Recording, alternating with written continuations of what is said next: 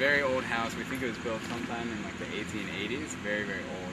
And the idea is if we can make this house green and comfortable and easy to live in, we can probably do it anywhere for the average home. When we were freshmen, we took this class about peak oil theory, and we started learning about the problems that the world might face as we run out of energy. And we noticed that a couple other colleges that are like Oberlin already had green housing, and we started to wonder why Oberlin didn't have any of it.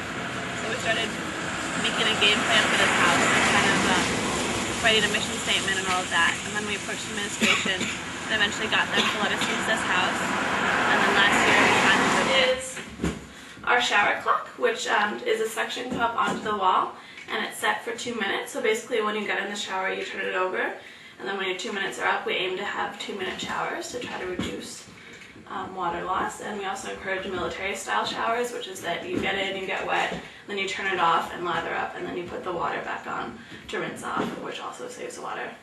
And we haven't had a house vote on this yet, but last year we had a kind of a menacing-looking photograph up at the top, so there was kind of a weird person staring at you when you were showering, which was also designed to encourage people to take shorter showers. So it's all about creative, cheap solutions here. The things we do to conserve water is, you know, one of our house members said at some point in the spring, "I'm just tired of pooping in drinkable water."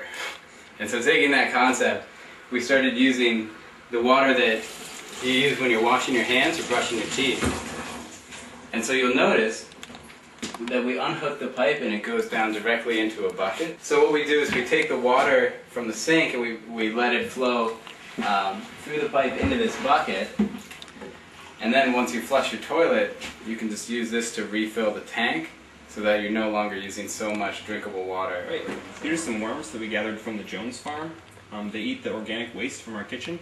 You just throw a little bit of carbon, that's old newspaper and leaves in there, mix with the nitrogen in the food, and the worms will eat it all up and decompose it into some really good compost that we use to grow things around the house in our plants. So we have water heater jackets down here. They save energy by just keeping the water heater warmer and the heat loss down. The same thing up here, we have pipe insulation. That was just stuff that we taped on there. And then we also have technology in this house to monitor. We can essentially monitor our entire carbon budget for the house. Right here we have one of the water meters that's looking at the hot water consumption of the house. We have 2 more water meters that are doing the cold water.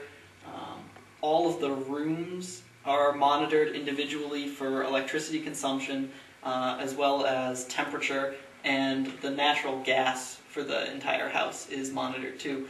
So we're looking at all of the inputs into this house, and we can calculate from that how much carbon the house is emitting, and all of this is done in real time. So you can see up to the latest minute how you're doing. This is our energy monitoring orb. It's hooked up to the information of how much energy we're using in the house. And there's one on each side. And the idea is that it's going to glow in different colors and different patterns in accordance with how much energy we're using. So it's like a visual reminder of how we're doing. And since there is one on the other side as well, on the same spot, feasibly you could go outside and look in both sides of the house and see what colors they are and compare them.